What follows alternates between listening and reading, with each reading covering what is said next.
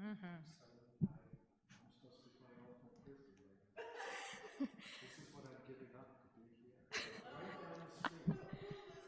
We are very grateful that you're here.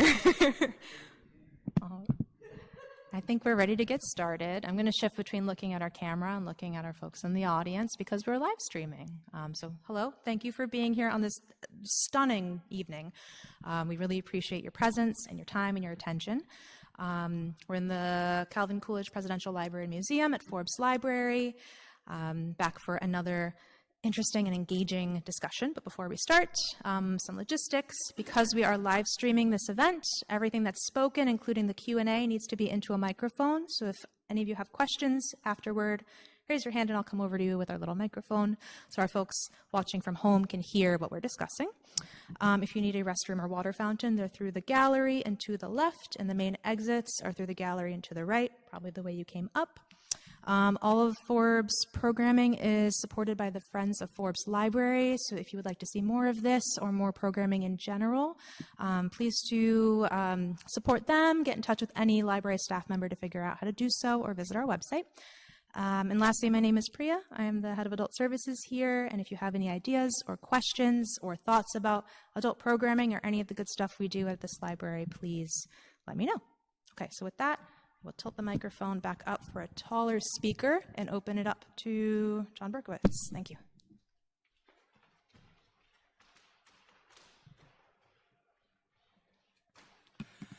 Thanks so much, Priya. Thank you all for coming, watching at home, if you're watching the live stream. And I am John Berkowitz. I live in Northampton. I've been a peace and justice activist most of my life, working on environmental protection, racial justice, and peace issues. And obviously the Ukraine war is one, I'm sorry to say, one of the two major horrendous conflicts going on in our world right now. And we also feel this is the fourth public forum on the Ukraine war that Forbes Library has hosted here. It's also co-sponsored by an organization that I'm a member of, Massachusetts Peace Actions Education Fund. Massachusetts Peace Action is based in Boston, but is a statewide organization. And it has a Ukraine peace campaign, and that's what I'm part of. I just want to start also by introducing and saying that John Feffer, this is actually the first time. We've always had white tables, very formal panel discussion tables, and we feel like we're in a cozy living room with these purple chairs. John is sitting here. I'm not even sure if it's on camera. We're closer together than usual. But he is here. He lives in Amherst, used to be a neighbor, not too close, but nearby in Northampton, is now a happy resident of Amherst. And I can attest to that because he invited me to, what was that? Oh, that was a fundraising event for another important initiative you are undertaking in South America. Do I remember that right? Yeah. So he's in Amherst now. He is an author and also the director of the Foreign Policy in Focus program at the Institute for Policy Studies in Washington, D.C. And I might also add, and it's absolutely fine, John, if you make a plug for this longer than I'm going to right now, but I saw a poster with his name on it saying he's acting in a play this very weekend, all weekend, in East Hampton called, oh wait, The Jester. What is it? The Wedding Jester, thanks. Yeah. So please get to that if you are around. So as I said, this is the fourth public forum in the past 2 years. John and I both care passionately about this war and the horrific toll it's taking on Ukraine, though our views strongly differ about how it began and how to best end it. I also just want to say thanks again, Forbes Library and its Adult Services Director, Priya Chari, who you just heard from, for hosting these public discussions of a critical foreign policy issue, as well as live streaming and recording it, making it available to many more people, both locally and around the state, who can't be here in person tonight. The program is titled The Ukraine War. With Russia advancing, what should U.S. policy be to end the war and bring a just peace? The format will be that we two Johns will take turns speaking for 8 minutes each, followed by another round with each of us speaking for 5 minutes. Then we'll open it up to dialogue with the audience, and we ask that each person who wants to ask a question or make a comment do so with a 45-second time limit. That will help us hear from as many people as possible who wish to speak. Our forum will end sharply at 8 p.m. so that the hard-working Forbes staff can close up and go home and maybe enjoy the last light of this beautiful day after yesterday's thunderstorm. So now, I'll take the first turn and start by saying that I'm not going to focus this time, as I have in the past, on my disagreement with the U.S. government, media, and folks like my friend John Feffer's narrative about the origins of this war, how it actually was provoked by NATO's relentless and uncompromising expansion to Russia's borders, and how it actually began, in my view and many others, as a civil war between Ukrainians, mainly in the western part, civil war between some Ukrainians, mainly in the western part of the country, who wanted to break away from Russian influence, and other Ukrainians in the eastern regions who wanted to maintain strong historic, linguistic, religious, economic, and cultural ties with Russia. I would recommend a book by Professor Nikolai Petro, originally born in Russia, spending many years doing his research in Ukraine, pretty much in between 2005 and 2020. Now he's at the University of Rhode Island. His book is called The Tragedy of Ukraine, Nikolai Petro. And I'll also just briefly mention another American author, Scott Horton, who just wrote a 700-page book, just chock full of references and details, and the title of it is Unprovoked: How the West Brought War to Ukraine. Don't have the full title memorized, so that's the gist of it. I recommend both those books. If anyone during the Q&A wants to ask anything about these origins of the war, I'll certainly do my best to address it. I'm sure John will too. But at this point of the war, and I and many of my colleagues at Massachusetts Peace Action think that it has to end soon with a negotiated settlement for 3 key reasons. Actually, 4. First, after 3.5 years, Ukraine has suffered enormously and enough. It's steadily losing not just more and more territory in the eastern part of the country, but also hundreds of thousands of dead and severely wounded soldiers. Some estimates are up to 1 million. And its society, economy, and energy infrastructure are being ruined under Russian bombardment. If it doesn't take the best deal it can get from Russia, even with painful territorial and no NATO membership concessions, it could lose far more in the months ahead from a possible Russian offensive all the way to the Dnieper River, which divides the country in half. Ukraine has to face the music that it just can't win this war against a far larger foe in population and military strength.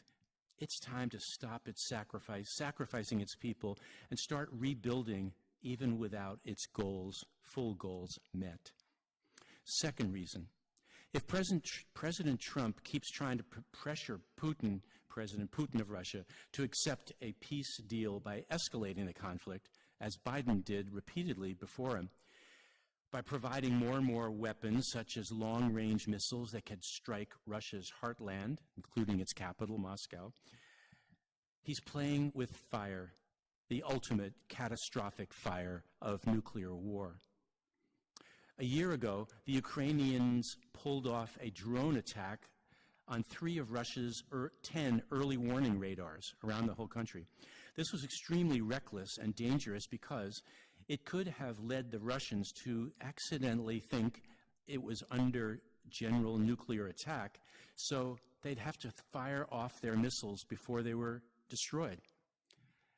That would have been an incredibly ironic, tragic, accidental nuclear war, but the possibilities are there.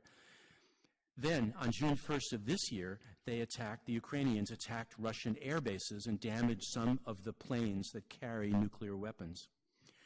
We, U.S., helped them with intelligence and satellite guidance. It was the first time in the 80-year history of the nuclear arms race and its mutually assured destruction that either side sought to attack the other's nuclear weapons capability. Well, that was scary enough to cause the international nuclear scientists, or I should say, an organization consisting of many international nuclear scientists and Nobel laureates, to gather last weekend in Chicago, the birthplace of atomic bomb research in World War II, and warn the world that we've never been closer to nuclear war and we need to step back from the brink. Their conference closed with a concert by the acclaimed string ensemble Kronos Quartet, which played a new version of the classic Dylan anti-nuclear war song of 1962 called "A Hard Rain's Gonna Fall." They were joined by a chorus of 50 international rock stars, including Ringo Starr of the Beatles. Remember him? Who doesn't? The third reason to end this war as soon as possible is the climate emergency. From European heat waves to California and Canadian wildfires to flooding in Texas and the Midwest, we need Russia and China to join us and collaborate with us and the world in fanning the flames of the climate emergency through the huge carbon footprint of war and military-industrial preparations for war. And fourth, but not least, the cost to us taxpayers. Trump said the other day it was $350 billion so far. I don't much trust the accuracy of his numbers, but even if it's 100 or 200 billion, there's a whole lot of good we could be doing right now at home with all that money. I will stop there. I think it's been my 8 minutes. Turn it over to John Feffer.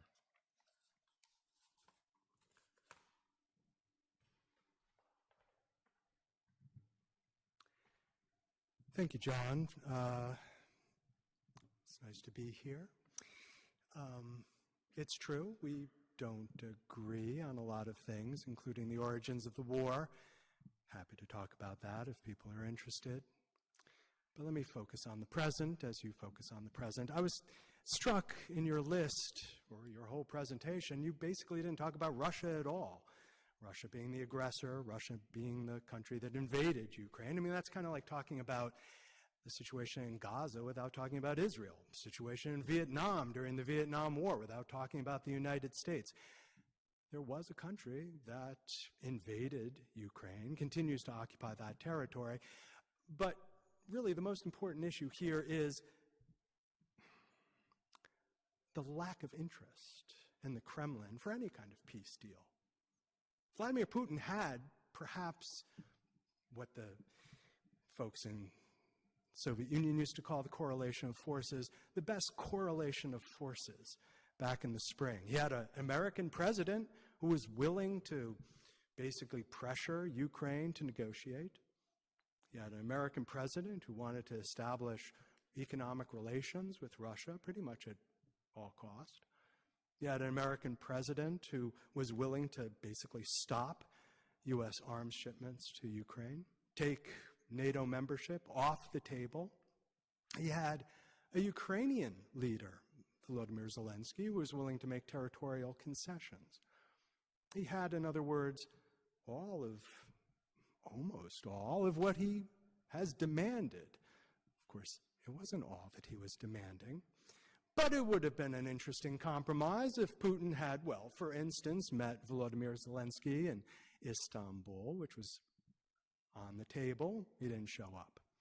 It would have been interesting if he had agreed to a ceasefire unconditionally, which is something that Ukraine agreed to, at Donald Trump's insistence.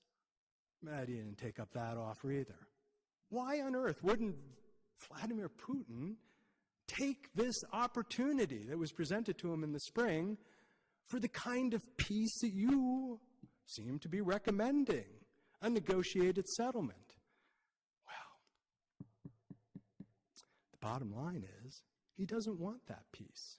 He doesn't want what you would like him to have, I'm afraid to say. Putin has been very clear about what his maximalist positions are. His maximalist positions are, he doesn't want Ukraine to exist. He doesn't believe that Ukraine should exist. He doesn't believe that Ukrainian culture exists. He believes that it is all Russian, and therefore all the territory that Ukraine currently possesses within its internationally recognized boundaries is not Ukrainian, but Russian. But in his stated positions, okay, we should talk about what Putin states as his positions are and what his probable positions are. His stated positions, and what comes out of the Kremlin, Andrei Lankov, his spokespeople, is that Ukraine should just unilaterally cede all the territory in the 4 provinces that Russia has already annexed. That would mean about 30% of the territory in Donetsk province. That Ukraine should just say, hey, be our guest. Come on, take that territory. We've been fighting for it, but go ahead, just take it. A NATO membership should be off the table, but it's not just that. It's basically radical reductions in Ukrainian military and basically no foreign assistance, military assistance going to Ukraine. So effectively disarming Ukraine. Now, in general, I'm a big proponent of disarmament. I'd like to see the United States, Russia, China engage in disarmament talks. I'm not interested in seeing weak countries who have been invaded unilaterally disarm themselves. And then there's the question of denazification, which is another point of Russian insistence. What does that mean, denazification?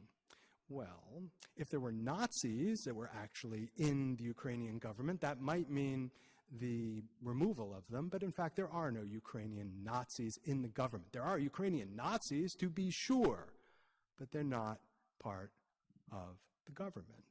So what does denazification really mean? What it means is the removal of Volodymyr Zelensky and his replacement with basically a puppet that would do Russia's bidding. These are Russia's demands. They aren't even the maximalist demands. The maximalist demands are that Russia gets all of what it calls Nova Rossiya. Nova Rossiya means new Russia. That's pretty clear. There's Russia, and then there's new Russia. And new Russia is not just the 4 provinces that they've annexed, but not entirely occupied. It includes everything up to that Dnieper River and all of southern Ukraine as well. In other words, all of Ukraine's southern coastline. That's what Putin is after. Now, the reason he isn't compromising is because he's not getting those maximalist demands accepted. There's another reason why he's being intransigent. In Russia, as in Israel, there are forces that are even further to the right, even more extreme than the current leadership. One of the reasons Benjamin Netanyahu is having difficulty negotiating any kind of peace agreement with Hamas is because there are forces to the right of him in his own cabinet that would dislodge him, in other words, withdraw their support, make it politically untenable for a Netanyahu administration to continue if he were to compromise in ways that they find unacceptable. Believe it or not, there are forces inside the Kremlin and around the Kremlin that also take even more extreme positions than Putin himself. And if he were to compromise, he would have to face up to those extremists further to his right. There's another reason, and I'll come to a conclusion here in this first section.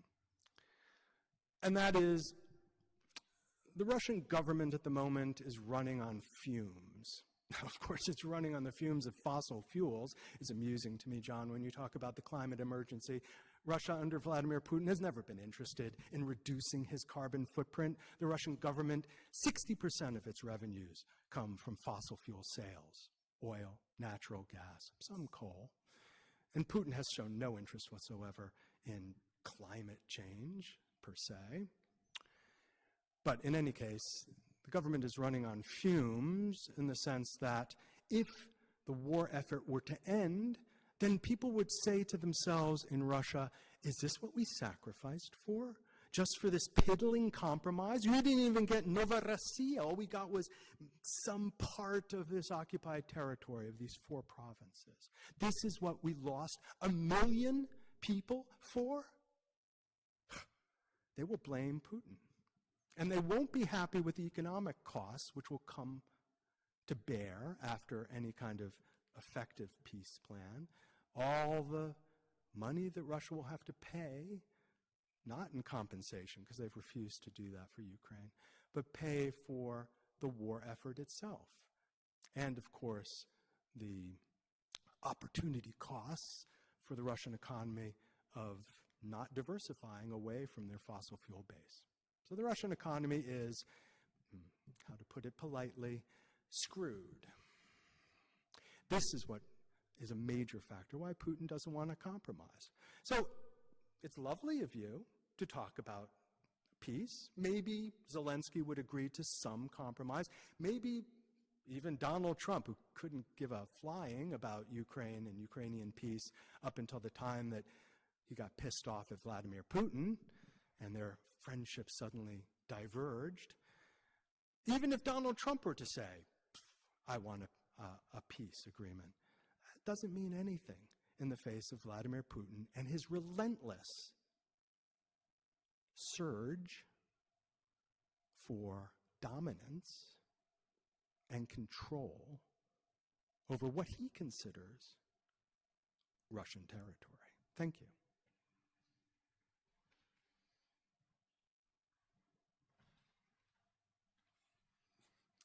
Thank you, John. Before I address some of that, make a few additional points, maybe just a note of comic relief for the people who are watching this live streamed.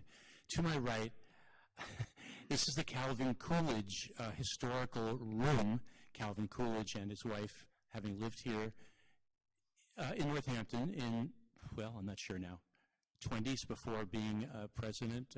Anyway, there is a larger-than-life cardboard cutout of President Coolidge and his wife staring at us behind some of our audience members over to the right. They're smiling. They're looking very happy. This discussion about war and peace. I don't know what they're thinking about it, but it's sort of funny to have them overlooking this conversation. There's so much, John, you put out so much, and I have lots of responses, but maybe one way to approach it is, and we've got a lot of time in the Q&A as well to address some of those issues you brought up. I guess maybe I'll just start with one, since climate change, the climate emergency is very near and dear to my heart, and my concern is that, yes, Russia is a petrostate, based on burning fossil fuels. But can anybody think of any others in the world that happen to be superpowers that maybe we need to hold the mirror up, especially under the current administration?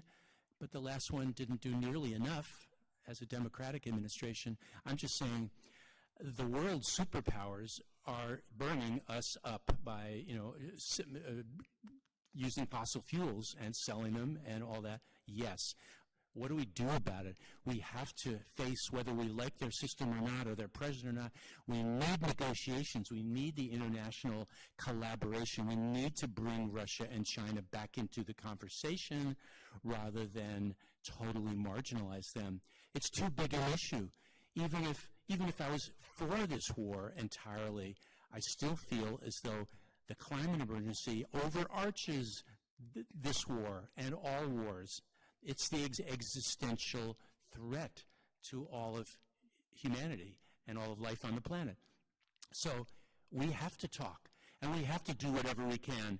And even though Putin and his government may be selling fossil fuels right and left and, and all that, I do believe, I can't quote anything, but I do believe that Russia has participated in international conferences and forums and have done some discussion and some things to try to address the climate emergency. But we need to do so much more. And I'll also add to that, this is just in relation to the nuclear war, other existential threat that I mentioned. There is something that we have cooperated with the Russians under, when they were still communist, under Brezhnev and then Gorbachev, when they were under Yeltsin and now Putin. We've cooperated with them for 40 years on the biggest nuclear weapons reduction treaty called START, Strategic Arms Reduction Treaty, START. It's been successful. We've still got way too many nuclear weapons in the world, but it was successful in at least not letting them go through the roof, if that's an apt metaphor.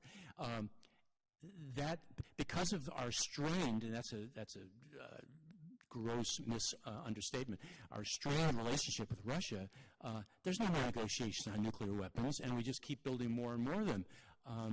And the START Treaty runs out. It expires in, let me count the months, 7, I think it is, February of 2026. That's not even very much time to negotiate a new treaty. We should have been doing that 2, 3, 4 years ago. That was one of my very strong disagreements with President Biden. He was so invested in this war and so Russophobic in a way that he even stopped negotiating with the Russians on the START treaty, much less the climate emergency. A few other things I want to make a point, and this is just going back to where I started.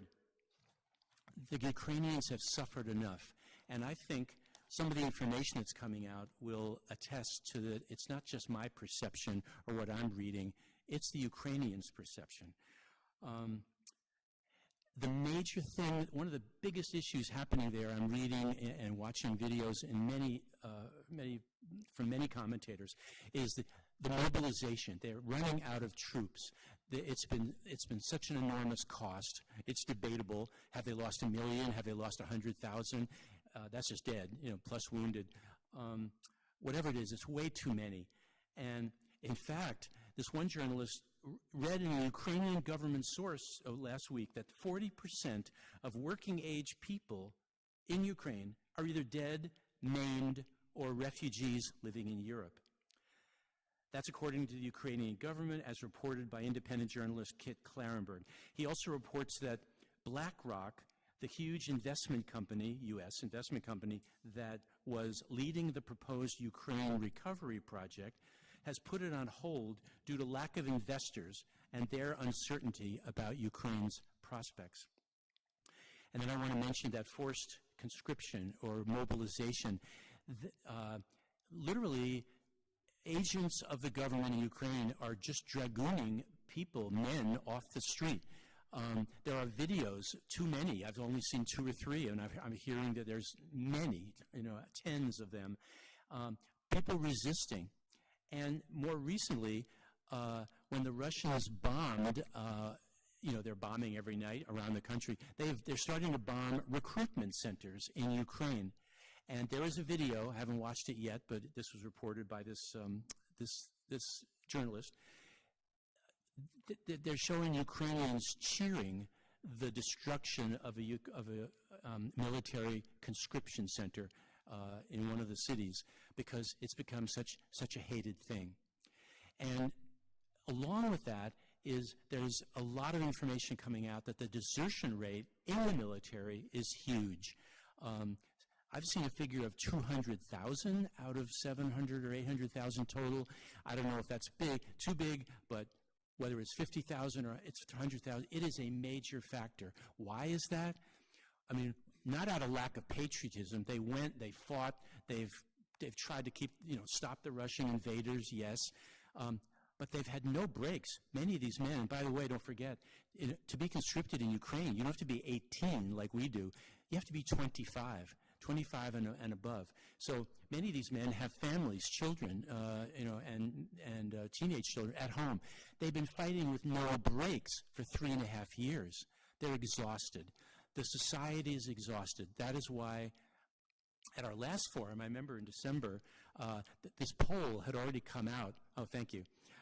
This poll had already come out saying, it was a Gallup poll, a U.S. poll, that the Ukrainian population, unlike President Zelensky and his government, were ready to have a negotiated settlement, even if it meant some painful concessions, territorial concessions, or agreeing to not be part of NATO. So it is my increasing belief that the Ukrainians are exhausted, the Ukrainians are traumatized, the Ukrainians are just wanting to rebuild their society and bring home so many Ukrainians from Europe that are refugees, and deal with whatever the best deal that they can get. It may not be, like I said, they're all their goals for defeating Russia and reclaiming all of that territory, but I just want to see them live and begin and rebuild their society and adapt to this very difficult situation of losing a war to a far larger and more powerful neighboring nation.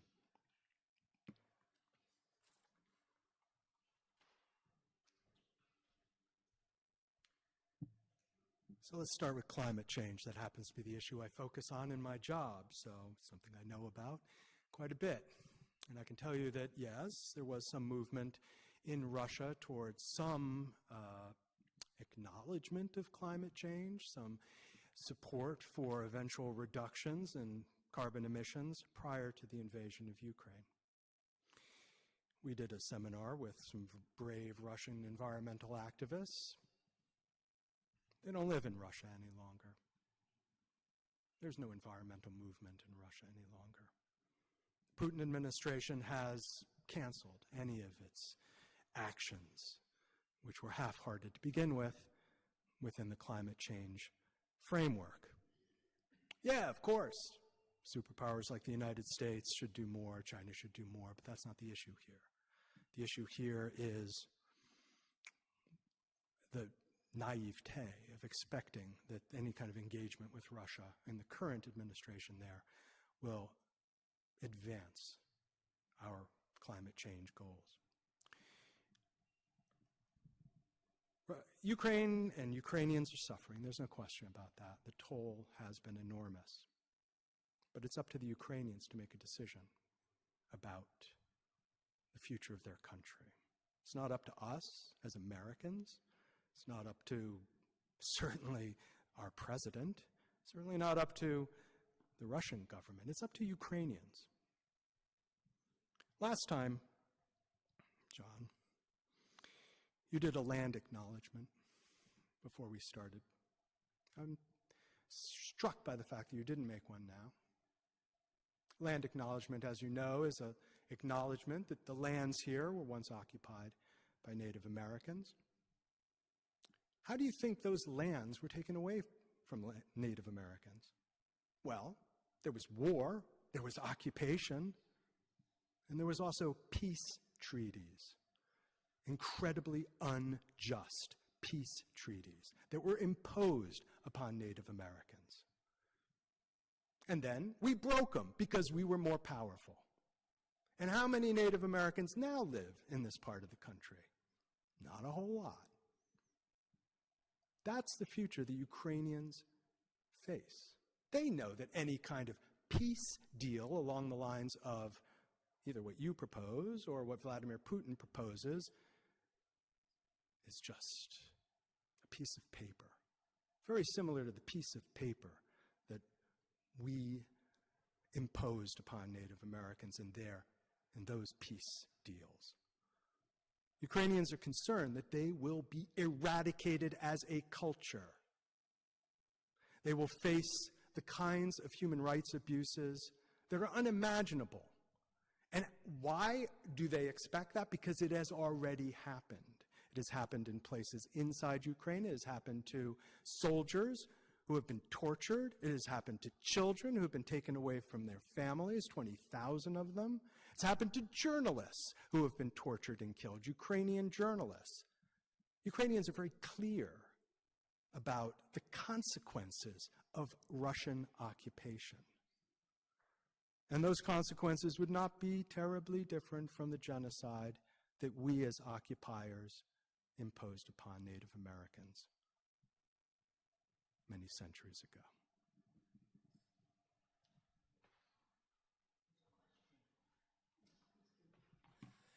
Thank you, John. That ends our two turns, our 8 minutes each and then our 5 minutes each. I see a hand up for the first question. Priya of the Forbes Library. If I take this mic off and give it, would that be easier for the live stream audience to hear the question? No, I meant for the audience member here to ask a question. That, yeah, okay. Is that all right?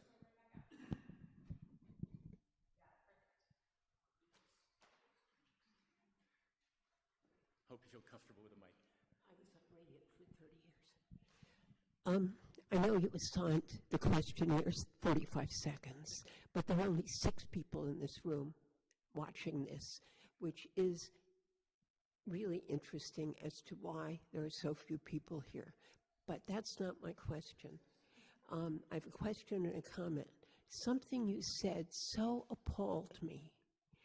Under the guise of climate change, it sounded like you were sacrificing all of Ukraine. Excuse me, I found that appalling. But my question has to do with politics. Having been an old lefty, I was brought up to defend people who had been invaded, and as in Vietnam. Now, I don't particularly personally care about the people of the Ukraine like I did about the people because of my cultural background, but it doesn't matter. This country invaded the Ukraine. You can come up with all the fakak things you did about the Ukrainians and the Russians and they were whatever. Russia invaded Ukraine. What about the policy on the left that we've always held dear of the right of people to self-determination? You seem to have not mentioned it, just like you haven't discussed Russia.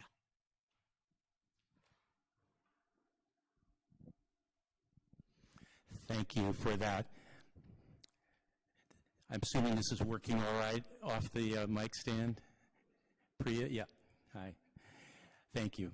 I'll take a crack at it, then hand it over to John. As I said in my introductory remarks, because we've had 3 other forums, I was going to, at least in my introduction, not talk about my views and the views of many others who are critical of our policy in Ukraine for the last 3.5 years of the war. I wasn't going to talk about the origins of the war, but now I will, because you're asking very directly. And briefly, I'll be brief, and then turn it over to John. I disagree with some of the way he portrayed the war as well, and your question makes me want to come back to what I said briefly at the beginning, that this is a civil war. And I mentioned Professor Nikolai Petro of the University of Rhode Island and the Tragedy of Ukraine, his book. So that's one source of one of the people. He describes, remember I also said he was born in Russia, now he's American, but he's traveled and studied and taught in Ukraine for years, 15 years, 2005 to 2020. He's been all over.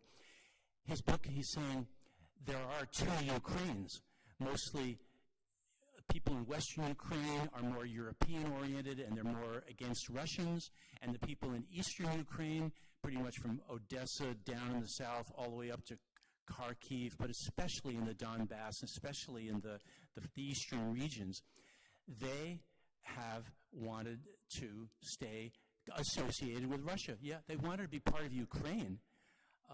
Let's not forget that in 2014,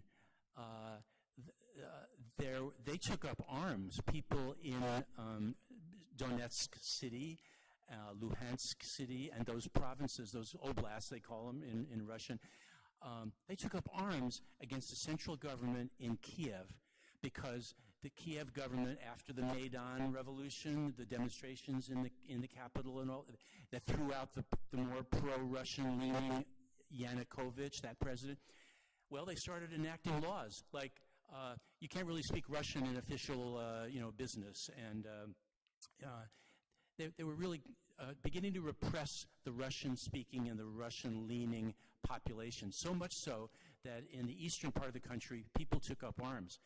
They wanted the Russians to come in at that time and help them because the Ukrainians were shelling Donetsk City. 14,000, mostly eastern Ukrainian people were killed between 2014 and 2022. The Russians didn't invade then. Yes, they did send in some troops to help the local rebellious people. And that led, a year later, to a peace agreement, called the Minsk Agreement, which was, but there has been I'm just going to tell one more brief story because I don't want to go on too long and give John his turn. 6 months, a few months after that Maidan Revolution, where the Western Ukrainians kind of took over, there was a protest by people that didn't want that government to be. By the way, that was an elected democratic government, Yanukovych. Yes, it was corrupt. So every Ukrainian government is corrupt. Yes, some of its policies were not ideal, but it was elected. That coup, that overthrow, was unconstitutional. There was no elections, and so many of the people were upset about that. And some trade unionists in Odessa were getting together and protesting, having a march, and a bunch of thugs, I'm going to say some neo-Nazis included, far right, people in the new government, they attacked them and killed 43 in a really awful fire in a trade union building. It was a massacre. And that was another element that just drove so many of the people who were more Russian-leaning in the country to resist their new government in Kiev. And it's been that way really ever since, leading right up to the bigger Russian invasion in 2022.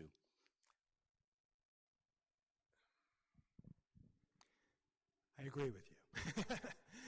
So I will ask the question, why? Why do elements of the left take this strange position? This strange position of supporting Russia in some bizarre way, or being skeptical, shall we say, in the way that John has been skeptical about Ukrainian activism. But before I would like to hear what your answer is, but I'm amused, I suppose, to hear you defend Yanukovych. It reminds me of Donald Trump kind of defending Bolsonaro, because Bolsonaro, was elected democratically, and now these forces in Brazil are trying to put him in jail because it's unfair. There was a coup against him. There was no coup. There was no coup against Bolsonaro. He was thrown out of office democratically. There was no coup in Ukraine. He was impeached democratically. Go and look in the proceedings of the Ukrainian parliament. Even people in Yanukovych's party voted against him. It was democratic. There was no coup, John.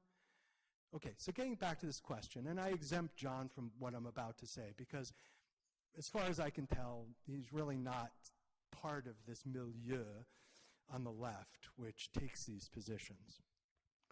I was at a conference recently in Germany, and it was sponsored by Die Linke, the left party in Germany.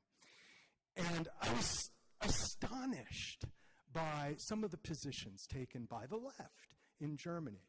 And not just Germany, but people invited from other countries in the world.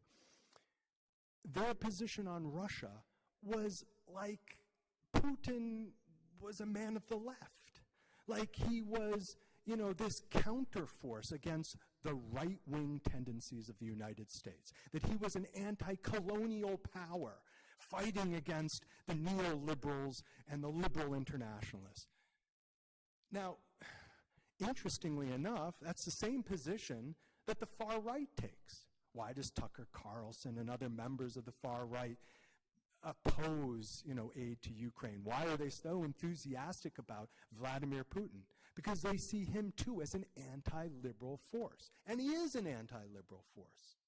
And I think ultimately that's what it comes down to, is that elements of the left have such disgust for liberalism, however you define liberalism, that they are willing to partner with anti-liberal forces that are on the other side of the political spectrum, unfortunately. The question of self-determination has always been a double standard. Like, self-determination is acceptable for some folks, but not for others. And, the struggles for self-determination when they're against Western colonialism and against Western imperialism, the left accepts that. As they should, as we should. The problem is when there are struggles for self-determination and anti-colonial struggles that are not anti-Western. That's when the left starts scratching its head and saying, I'm kind of confused, because I do support self-determination, but it was in the context of anti-imperial struggle. And this is not an anti-imperial struggle. It's not an anti-Western imperial struggle. It is an anti-imperial struggle. It's Russian imperialism. And that is the struggle that's taking place on the left. You can hear it, and I'll finish here, in the discourse around BRICS. BRICS is Brazil, Russia, India, China. There are some folks who are on the left who are so extraordinarily optimistic and enthusiastic about BRICS because they see it as an anti-Western imperial force. Now you say to them, excuse me, but Russia, India, these are led by right-wing nationalists. This is no kind of progressive grouping of nations. And they say, yeah, that doesn't matter. What's most important is that it is a grouping that can bring down the United States. Now, I've spent my entire career criticizing U.S. foreign policy. It's not like I'm up here defending the United States.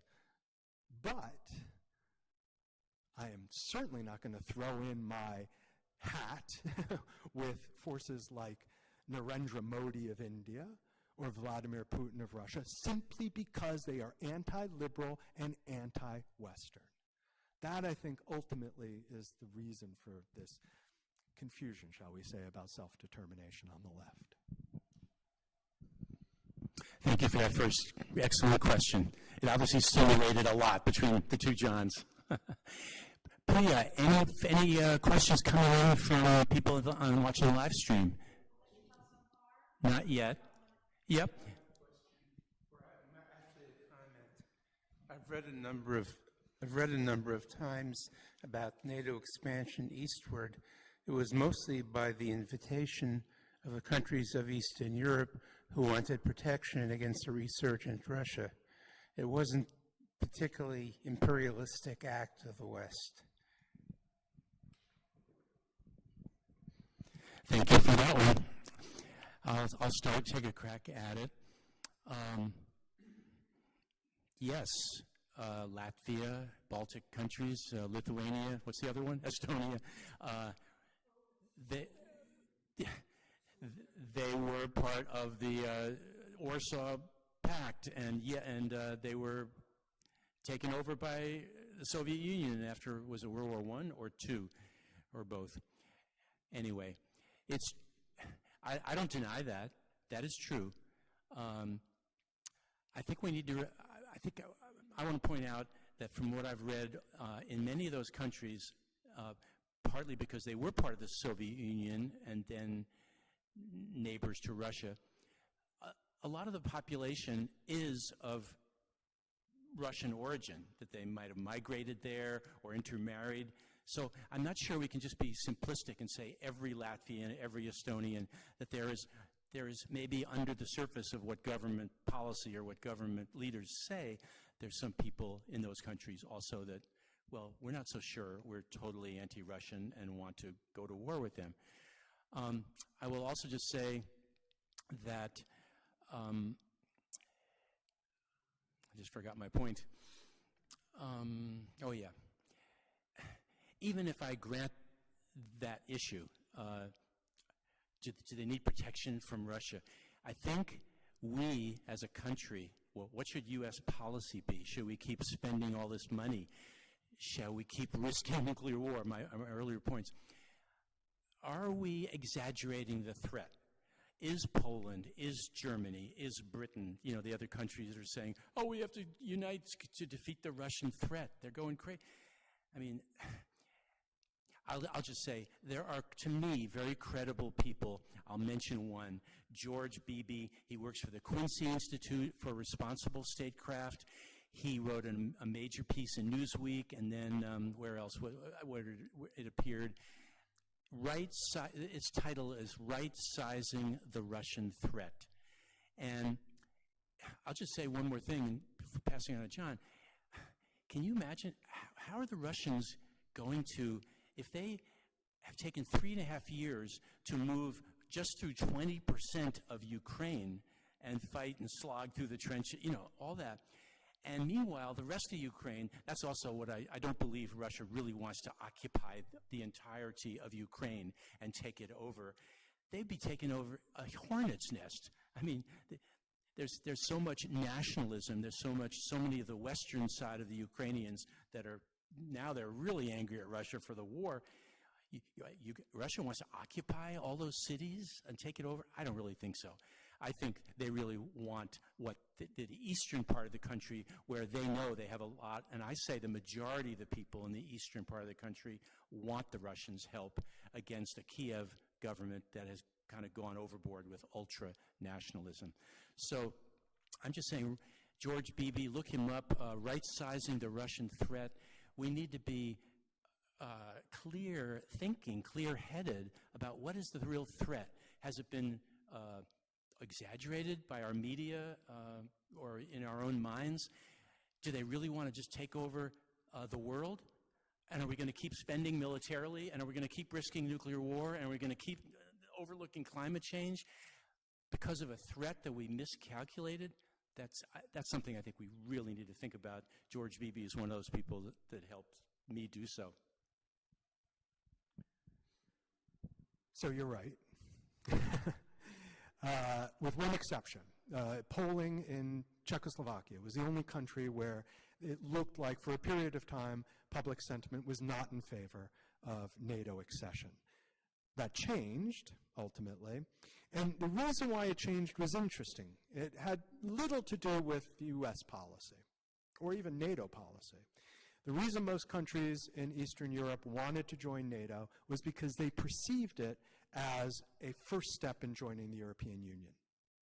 That becoming compatible with European defense forces, in their mind, this was communicated to them, I think, subliminally, not directly, but subliminally.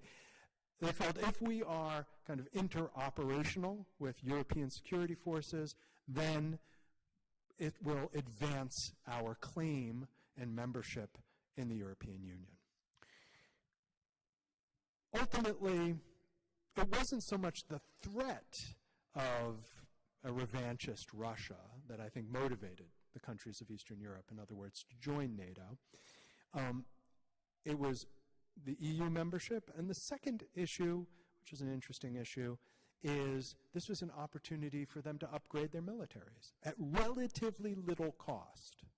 In other words, they were going to get a lot of subsidies from the United States and from NATO to upgrade their military forces. So, these are countries that are strapped for money.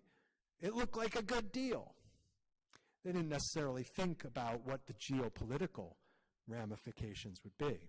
I said this last time, but in 1996, I wrote an article on NATO expansion, and I argued that from the position of the U.S. government, it was not a good idea for us to be pushing NATO expansion. And I pointed out that it would antagonize Russia and would put Ukraine in a particularly difficult position because of these historic divisions between East and West. It would aggravate this problem. Now, that was 1996. That was a very different Russia. Maybe not, it was equally corrupt, not particularly democratic, but it also was a Russia that was joining Partnership for Peace, which was at that time a kind of a halfway house, if you will, for NATO membership. And the idea, at least in the mid-90s, was that Russia, led by someone like Boris Yeltsin, would be eventually maybe a member of NATO. That at least was the idea. May have been naive, but that was the idea, and Partnership for Peace was the structure for realizing that. Of course, Vladimir Putin came on the scene late 1999, becomes leader in 2000 more or less, and has ruled ever since. And his perception is very different. It didn't start out this way, and Vladimir Putin was not a nationalist.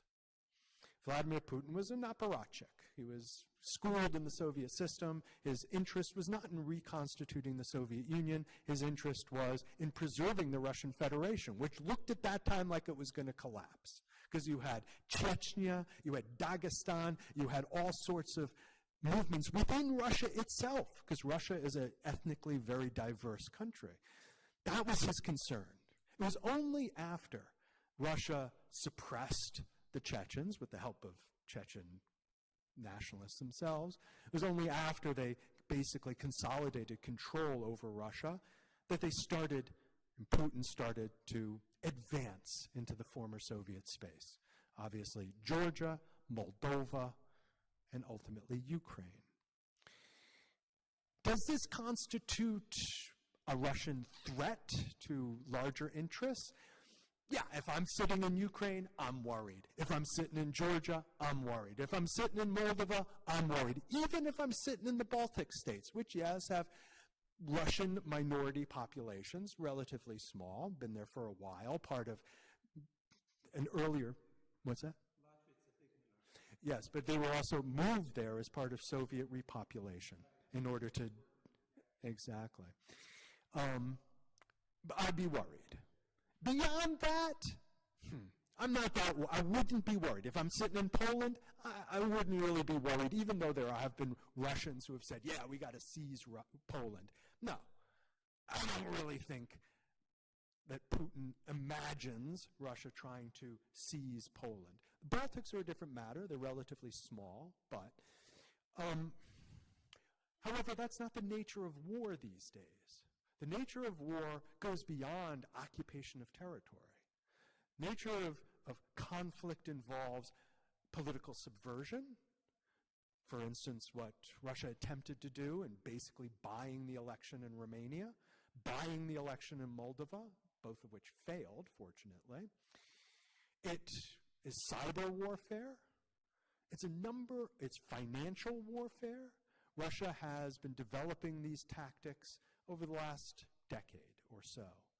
That is a concern. So it's not just a matter, yeah, of course, we know what the figures are.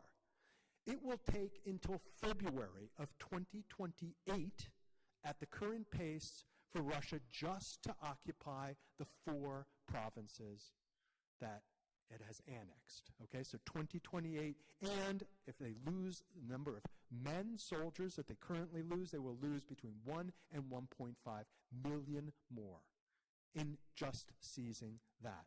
In order to seize all of Ukraine, not that I think they are interested in that, at least territorially, it will take 89 years.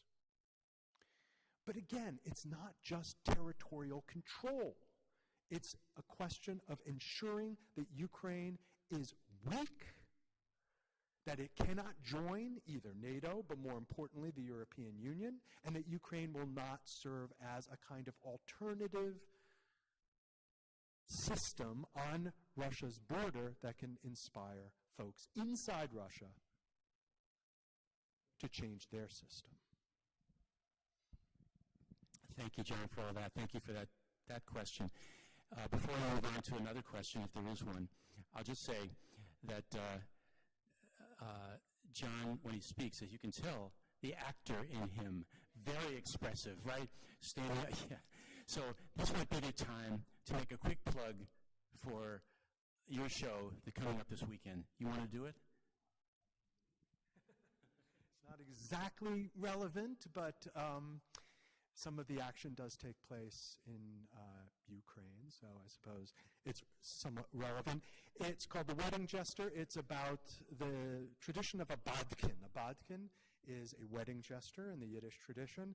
At weddings in the old country, you used to have a master of ceremonies. You had someone who was the rabbi, of course, who married the couple, but you also had the wedding jester. And the wedding jester was responsible for telling stories, telling jokes, singing a little bit, dancing a little bit. But the most important thing that the bodkin did was insult people, even the bride and groom. In fact, the bodkin was paid to insult the bride and groom. And so maybe you're thinking, insult comedy, borscht belt humor. This is the origin of this tradition. It goes back centuries in Jewish culture in Ukraine, Russia, and that area. And so this is a play about that tradition and the making of Fiddler on the Roof, the movie in 1970, which was made by Norman Jewison, not a Jew, in Croatia. Good plug, good plug. Any questions yet from our viewers? No. Any others? Let me just make sure anybody who hasn't had a first chance, you have to leave. Thank you for coming. Yeah.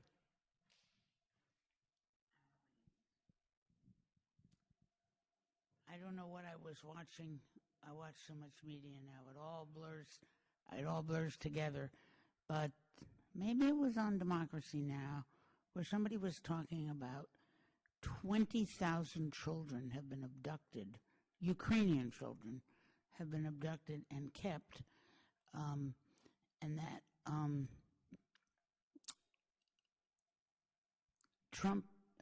that Ukrainians are saying they want to make that, the release of those children, a prerequisite to any peace negotiation with Putin, and Putin rejects that, and Trump has said, don't make that an issue. That's a lot more kids than there are Israeli hostages.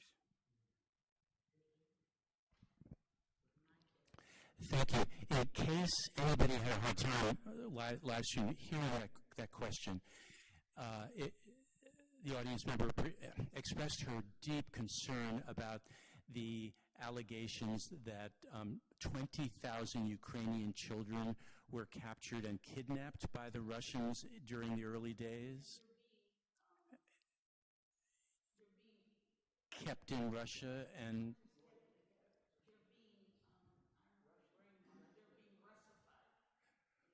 well,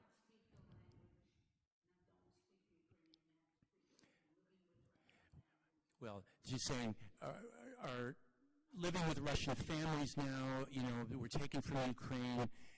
I'm just going to say, we could spend the whole rest of the time talking about this. It's a very, very painful allegation and reality, if it is. I will just say that I've done some reading. There are people who have, I think, done some credible examination of this and said this may be either exaggerated or not happened the way we are taught by our media to consider that this really happened. I'll just give you one example. Most of these children, because they only occupied the very eastern edge of Ukraine when they came in, they haven't gotten to the Dnieper River or Kiev or western Ukraine. So most of those children were taken away from the part of the country, eastern Ukraine, that had been fighting the central government for the last 10 years, up until 2022. And then the Russians come in force because they actually felt the rebels in the Donetsk, even though they had kept the Ukrainians from taking them over, they were still getting shelled, and they were seeing the Ukrainians mass their forces very nearby to the big cities of Donetsk and Luhansk, and they invited the Russians in, to help them, and the Russians did. I just question whether it wasn't just a question of kidnapping children against they were trying to clear out, they knew there was going to be a huge war, and there sure has been for the last 3.5 years. Every village in many cities, in that Donetsk region, and many of the children were of families who were leaning towards Russia, Russian speaking, all of that. So perhaps they were taking them to safety, is what I'm trying to suggest. Oh, I can understand supporting peace. I do not understand why you find it necessary to bend over backwards to defend the indefensible. You're absolutely correct. It's not just what she says. It's the International Criminal Court. It's issued a warrant for the arrest of Vladimir Putin and the head of his children policy for precisely that. There's no reason to question it. I don't understand this desire. Okay, look, support peace. Fine.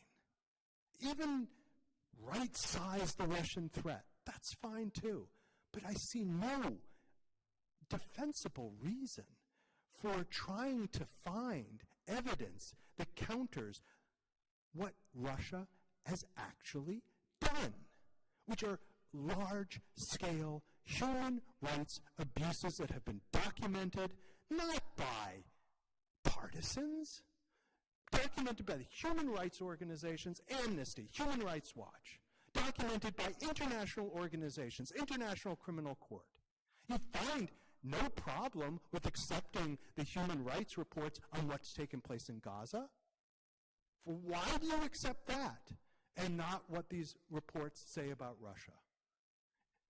I find it baffling, to be honest.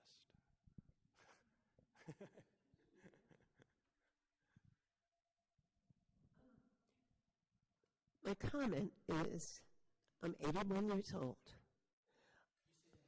I'm 81 years old.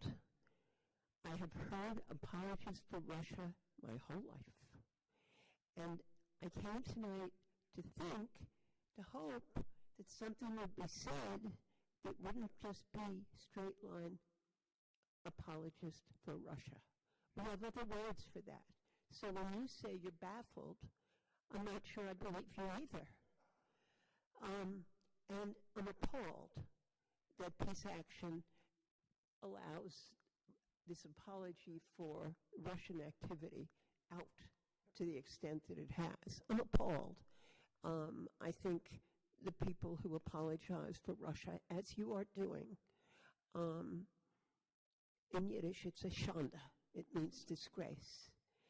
But my question to you is I don't have any questions for you because you'll just come up with somebody who wrote something, God knows, poor URI is now, stuck with this Nicholas Petrov. Anyway, my question for you, though, is I've lived in Europe for extended periods of time, France, and somewhat in England. People really, they remember the war. They remember being occupied. They're not so thrilled at countries that are occupiers or occupied. When I was just in France, I got the sense that they supported the Ukrainians. But what I heard you say was that the threat to Europe itself, Western Europe, wasn't that great, and it wasn't even that great for Poland. So why did the Scandinavian countries who had held out for so long, why did they join NATO? But that's for him, because God knows what you'll say. That's a good question. And I think, what Scandinavians fear and what Poles fear is not so much Russian occupation. I mean, look, I lived in Poland. I speak Polish. I know, the kind of deep-seated fear of Russian attacks and Russian control that Poles feel, and it's justifiable. I just don't think if I look at the status of forces that Russia poses much of a threat. Militarily, what they do worry about is what happened in Hungary. I mean, Hungary is a country, it's only 10 million folks, but this is a country that was occupied briefly by the Soviet Union and after the 1956 revolution, which was suppressed by the Soviets. When I was in Hungary in 1985, no one would speak Russian with me. They hated Russian so much. I said, look, I'm an American. I'm not Russian. No, we don't want to speak Russian. We'll speak English with you, but not Russian. Jump ahead to today, and if public opinion poll in Hungary said that Ukraine, a majority of people thought that Ukraine was a greater threat to Hungary than Russia because of relentless propaganda coming from the ruling government of Viktor Orban, who has decided for a variety of reasons that he wants to have an alliance with Russia.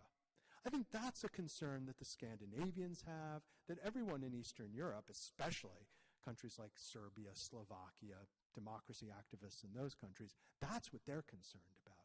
Not that there will be a military occupation, that there will be an intellectual occupation by Russia. And that's a concern, because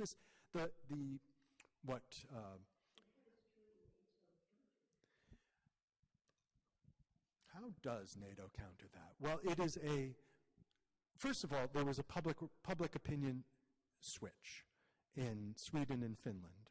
There was considerable opposition to NATO membership prior to Russian invasion.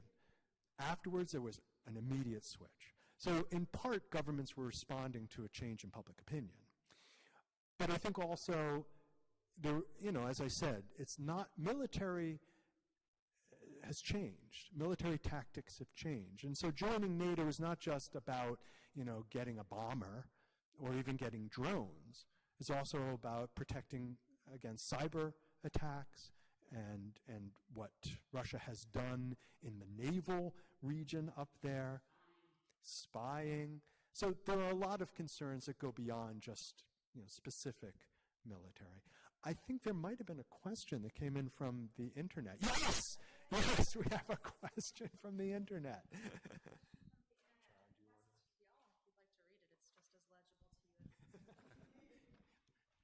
I'll need my glasses. Thank you, Priscilla, for the live stream.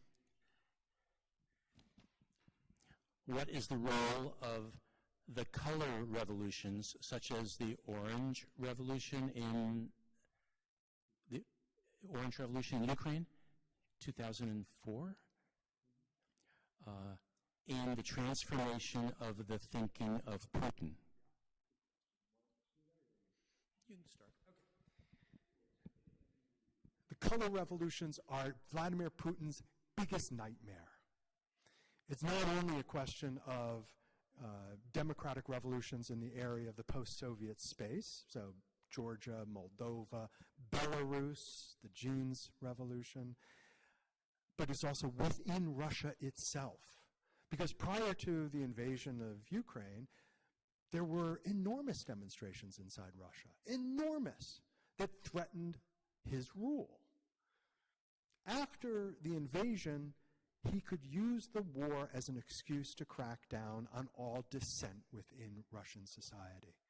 Jail dissidents, push anybody who opposed the war out of the country, and kill his opponents, sometimes overseas, sometimes within Russia itself, all designed to prevent any kind of color revolution emerging inside Russia itself.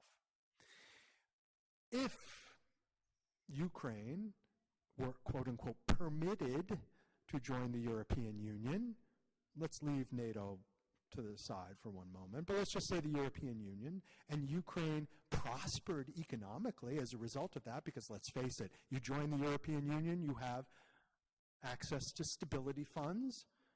Even Viktor Orban had access to stability funds, which has improved Hungarian economy immeasurably.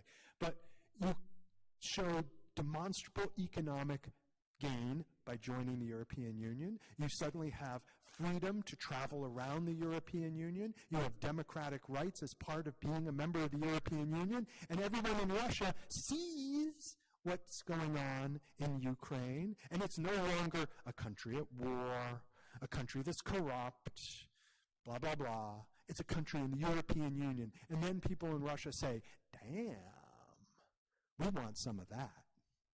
That's ultimately what Vladimir Putin is worried about.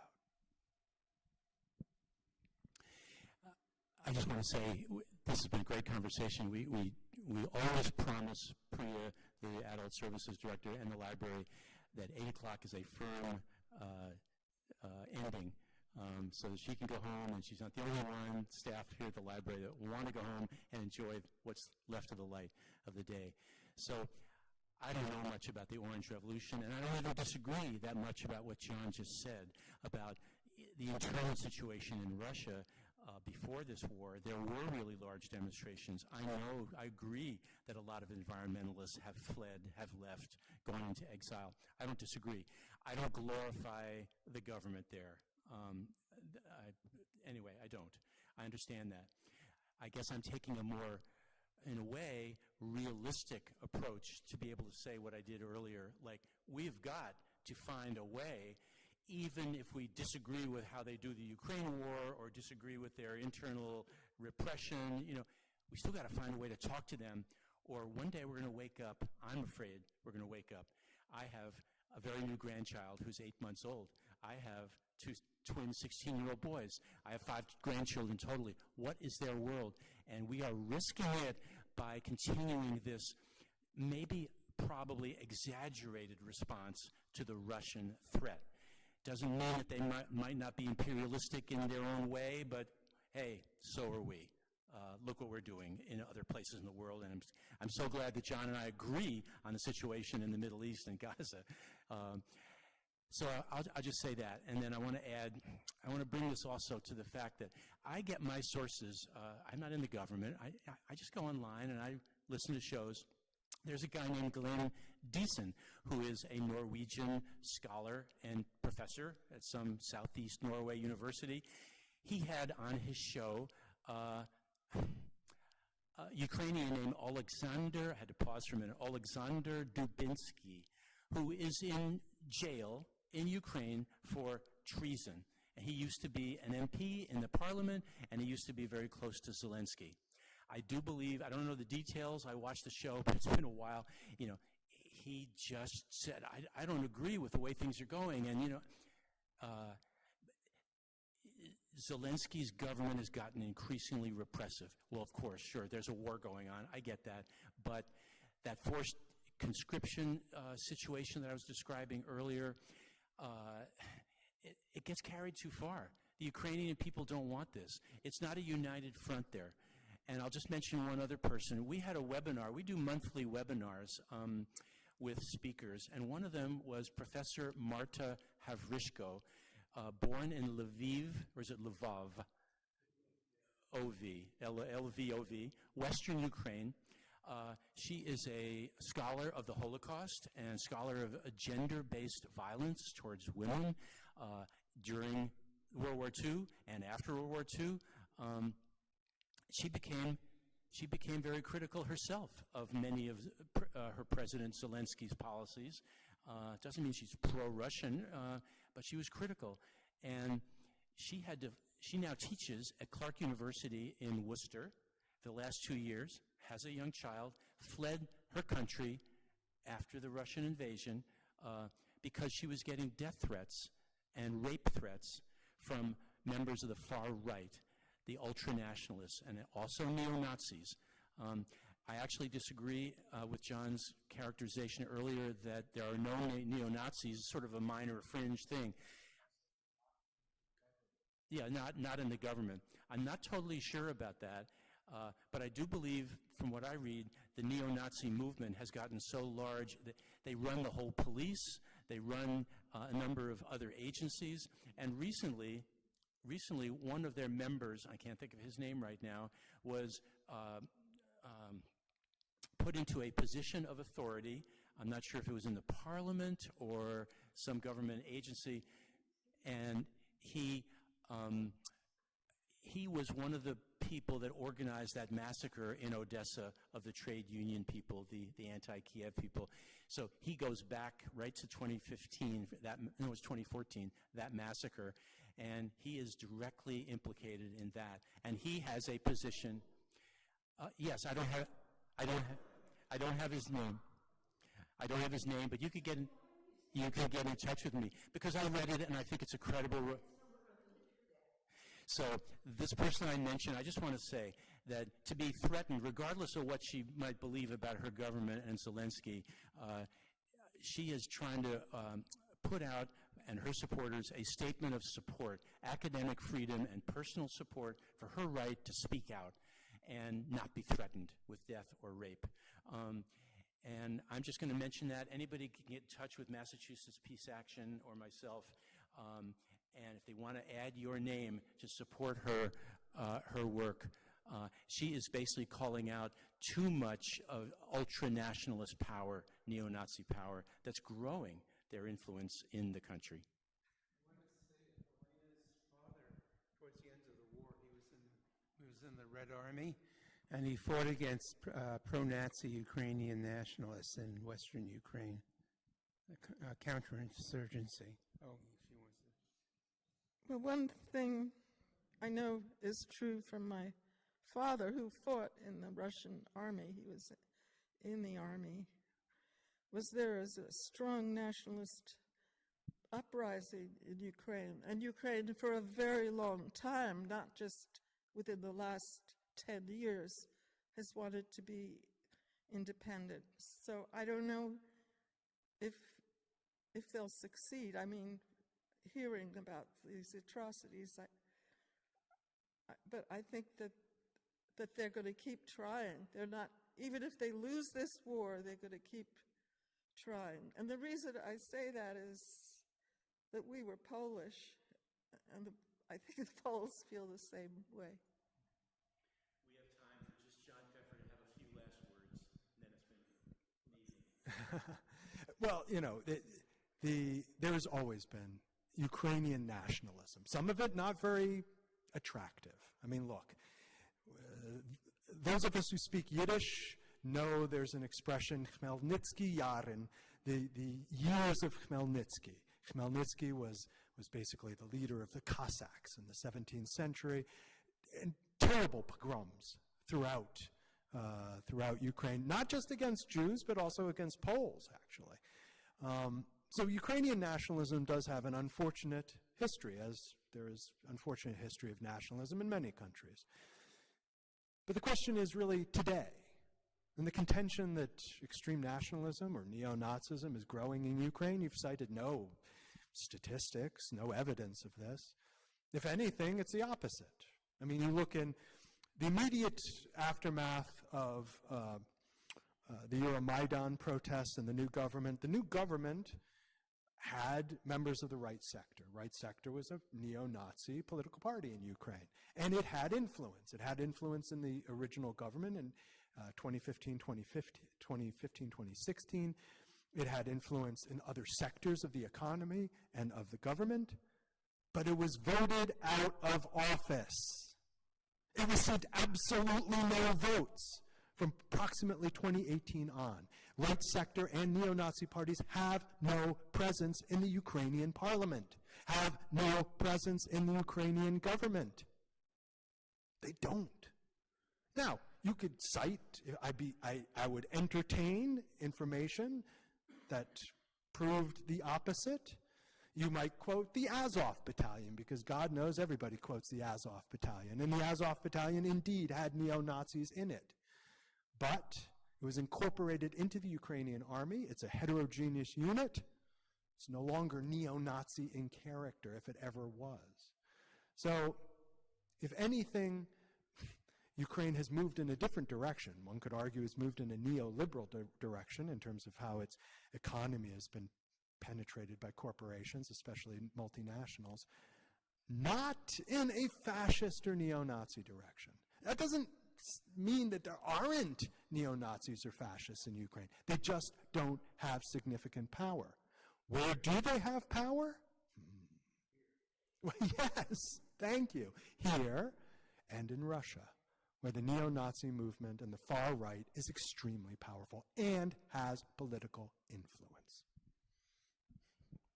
And on that not so happy note, it has been a beautiful day, and we're going to clear out of the library right on time. Thank you so much, Forbes Library, Priya, Chari, Adult Services, everybody who watched the live stream, everybody who came today. Thank you. It's been a great conversation. Challenging, yes. I hope it'll carry on. And I will invite anybody just to contact me if you'd like more information, sources, references, that kind of thing. I'm going to share a few with John after his play is done, in a few weeks or a month or so. The conversation will go on. It's too important not to be talking about. Thank you.